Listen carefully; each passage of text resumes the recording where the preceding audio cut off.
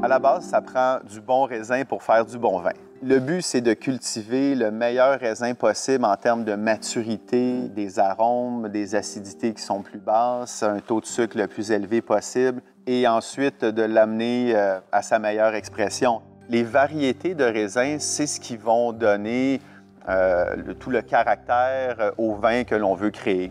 Chaque cépage a ses arômes, ses typicités. Donc, on va avoir la peau qui va donner les tanins, la couleur à notre vin.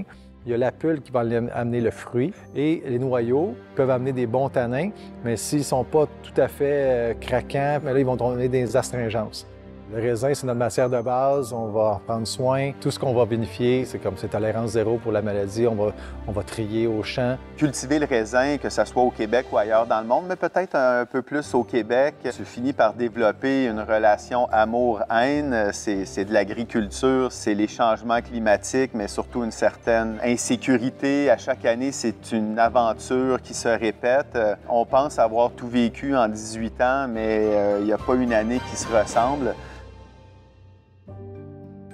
Et c'est avec ces paramètres-là qu'on essaie de créer le plus bel équilibre possible.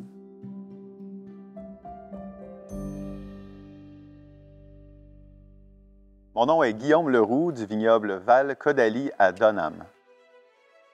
Notre histoire a commencé en 2004 avec l'achat de la propriété ici à Donham, avec deux bons amis à moi, des amis de longue date. Ça fait déjà 18 ans de ça. Alors, les années passent, on est toujours très bons amis. On commence à récolter ce qu'on a semé et l'industrie de la vigne qui s'est énormément développée nous permet aussi de profiter de cet engouement et de cette notoriété aujourd'hui. C'est 25 000 vignes que l'on cultive, principalement les cépages Vidal. Ensuite, quelques variétés dans le raisin rouge, mais que l'on va tous assembler dans notre vin rosé.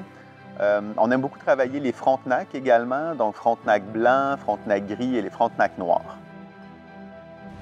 Ici, ça a commencé principalement sur un focus sur notre vin blanc Vidal.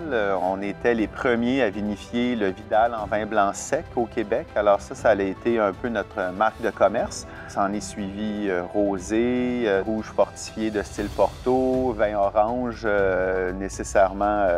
C'est un produit qui est très populaire. Il nous reste des parcelles de terrain, un petit peu de chardonnay fait toujours rêver, c'est à suivre.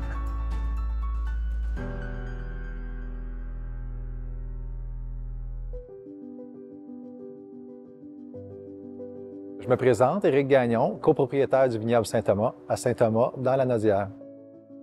L'idée du vignoble est partie en 2006 par Lucille Mercier et Jean-Marc Arnois. C'était le Mernois, Mercier et Arnois. On a pris la relève, on a acheté le vignoble et l'aspergeraie en 2013. Donc, ça fait 9 ans, là, on est à notre 9e vendange cette année. J'ai un multitâche, donc je suis enseignant encore en éducation physique, concentration hockey. Et puis, bon, on a l'aspergeraie. Donc, mai-juin, on est vraiment dans les asperges. Et puis, le 3e chapeau, là, c'est vraiment le chapeau de vigneron. Mes premiers amours avec le vin, c'est lors d'un tour de France en vélo. Et puis, j'ai eu la chance d'aller jouer au hockey en Suisse. Puis, mon meilleur ami, mon gardien de but, avait un gros vignoble. Je suis allé l'aider. Puis, j'ai tombé en amour autant de tailler la vigne, c'est pour sculpter la vigne, pour avoir tant de kilos par plant, que la chimie du vin. On ne peut pas tourner les coins ronds. Il faut que ce soit une passion pour être dans le vin parce que ça se ressent dans la bouteille, là. Et je l'ai, là. Je suis vraiment à ma place. Au vignoble Saint-Thomas, on a 4,5 hectares avec plusieurs cépages, c'est tous des cépages hybrides, rustiques, donc Frontenac noir et Frontenac gris, Marquette, Aldamina, Swanson White, Sabrevois, Radisson et Sainte-Croix. Donc, on a un vin blanc en cuve, on a un vin blanc en barrique, on a un rosé, puis ensuite on a 3 rouges. On a des bulles rosées, style Prosecco italien, là, et on fait notre mousseux méthode champenoise, un brut nature, 0 g de sucre, qui est très recherché par les clients, là.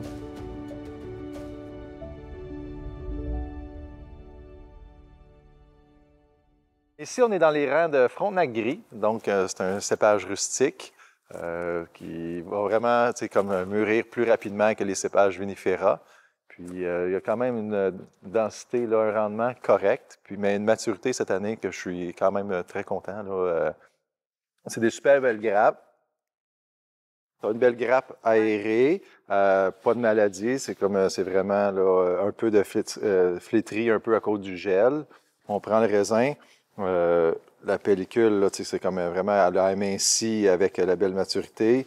On va aller chercher à l'intérieur un noyau qui va avoir noirci. Puis c'est des petits raisins, donc faible rendement en jus. Plusieurs types de vins avec le Frontenac gris. On va faire un vin orange cette année, une nouveauté, mais aussi on le met dans notre blanc puis dans notre rosé. Et plus qu'il va avoir de maturité, plus qu'il va aller vers les fruits tropicaux, qui est intéressant. Il est vraiment très versatile, ce raisin-là. Là, je l'adore. Alors, on a une belle démonstration ici de 3 variétés de raisins qui viennent de la même famille. Frontenac noir, Frontenac blanc et Frontenac gris. Et là, la couleur, bien entendu, très différente. Le Frontenac noir, c'est caractéristique au niveau aromatique. On parle souvent de la cerise noire, la mûre, les petits fruits rouges, excellents en vin rouge fortifié. Et aussi en vin rouge sec, en assemblage avec une autre variété qui est la petite perle. Dans le Frontenac blanc, alors là, c'est les agrumes, un côté un peu citronné, le pamplemousse aussi, une légère amertume qui pour moi vraiment rappelle le pamplemousse, alors très frais. On utilise le Frontenac blanc chez nous pour notre base pour les vermouths, mais vous allez le voir en vin blanc sec au Québec en général. Et dans le Frontenac gris ici, qui est souvent la variété qui est mûre avant les autres, alors une belle maturité, on va parler un petit peu plus de l'orange confite, côté un peu abricot séché aussi qu'on aime. Alors, dans le vin orange, le Frontenac gris spectaculaire. La peau étant très mince, mais on veut du tanin dans les vins oranges provenant de la peau. Alors, on va y ajouter les peaux du raisin Vidal en macération avec le jus de Frontenac gris. Alors, je viens de vous dire ma recette, mais ça fait une belle différence.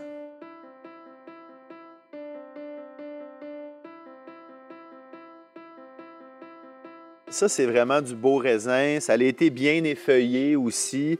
Donc, ils ont vu le soleil. Le Vidal, très aromatique, le Vidal. Et là, on le voit là aussi, là, très, très juteux. La peau est épaisse. Alors, on aime là, lorsque le côté doré là, se développe et c'est là où tu as beaucoup de saveur. Donc, des vins qui sont légers, floraux, aromatiques. Alors là, on va tester le taux de sucre dans le raisin. Le Vidal, j'ai pris une baie, j'ai mon réfractomètre. L'important là, est de bien l'écraser. On récupère tout. Je frotte un peu tout ça. Donc, j'ai dans mon réfractomètre une échelle graduée. Oh wow, ça c'est intéressant. Super. Alors, là, dans le Vidal, je suis à 19 Brix. Certains diront c'est pas si sucré, mais le Vidal étant une variété tardive, quand on va chercher entre 18, 19, 20 Brix, on est heureux, là. Alors là, moi, j'ai une belle maturité. Pour une année qui n'a pas été un record au niveau de la chaleur, dans cette variété-là, c'est excellent. Les Frontenac, par exemple, cette année, on a quand même pu aller chercher un 22 Brix, donc plus de sucre, mais une variété qui est aussi un peu plus hâtive. Alors, chaque variété, on sait un peu dans quelle proportion là, de taux de sucre on peut les retrouver. Il y a différents moments dans l'année où les vignerons vont se parler, les étapes de développement du raisin. C'est sûr que là, comme ça, en fin de saison, on aime pouvoir comparer, OK, tu es rendu à quelle maturité au niveau de ton taux de sucre, tes Brix, maturité phénolique, là, les saveurs, sinon l'acidité. Mais ça, tu as quand même une belle charge, là. Tu as un 2 kg par plant, peut-être? Oui, c'est ça. Regarde. Je suis curieux, est-ce que je peux vérifier le taux de sucre? Oui, bien sûr. Vas-y.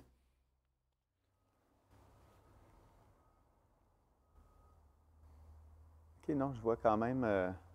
ça, c'est extra. Il y a 0,5 Brix de différence. Bon, on ne fera pas la fine bouche, rendu là. Tu es à 24 Brix, arrête-moi ça. Oui, c'est ça. En bout de ligne, on arrive pas mal toujours dans les mêmes taux de Brix, les mêmes taux de sucre. D'une région à l'autre, ça finit par être similaire, mais on n'a pas tous les mêmes aléas de la nature non plus. Alors, à un certain point, il faut décider de rentrer au champ et de cueillir. Oui, c'est ça, comme présentement, là, le gel. Ici, les vignes sont belles, mais de l'autre côté, c'est grillé. Fait que là, il n'y a plus d'intérêt à garder le raisin là, sur la vigne. Puis là, je suis content que tu puisses le dire parce que si j'étais arrivé cette année dans une réunion de la CVQ... Personne ne t'aurait cru, tu penses? Personne n'aurait cru. Là, fait que... Témoin, t'as amené ton Frontenac noir à 24 briques cette année. Là, c'est ça. Ça prend un verre de vin, mon Éric. OK, bien c'est ce qu'on va aller faire. Attends, je t'invite. Alors, pour juger de la maturité du raisin, en plus de le goûter, il faut le regarder aussi. Et puis là, bon, tout le monde a entendu parler du mildiou. Ça peut être une des maladies fongiques qui peut affecter les feuilles, mais aussi la grappe. Alors, il y a une année pluvieuse, ça peut être la pourriture aussi qui se met dans les grappes parce que l'eau monte et va faire éclater quelques baies, mais ces baies-là, ensuite, vont pourrir et peuvent affecter le reste de la grappe. Alors, à un moment donné, il y a un certain point où on veut faire mûrir ce raisin jusqu'à un maximum de son taux de sucre et faire chuter les taux d'acidité. Mais là, on peut juger que la pourriture dans des variétés plus fragiles à ça vont s'y mettre et donc on récolte avant. Tu vois, là, on a un bel exemple d'une grappe qui ne sera pas cueillie, qu'on va laisser carrément au champ. C'est les résultats, dans le fond, de le blanc de la vigne, l'Odium, qui a attaqué, là, à cause de l'humidité, cette année, certaines variétés. C'est sûr, pour nous, c'est un combat. Je dirais que 95 % du champ est beau, mais il y a un 5 % de perte à cause de cette maladie là, qui a fait dessécher les baies et qui a empêché les autres de mûrir pleinement. Donc, ça va être important de former les cueilleurs pour leur expliquer ce qu'ils vont cueillir et ne pas cueillir. Alors ça reste au champ.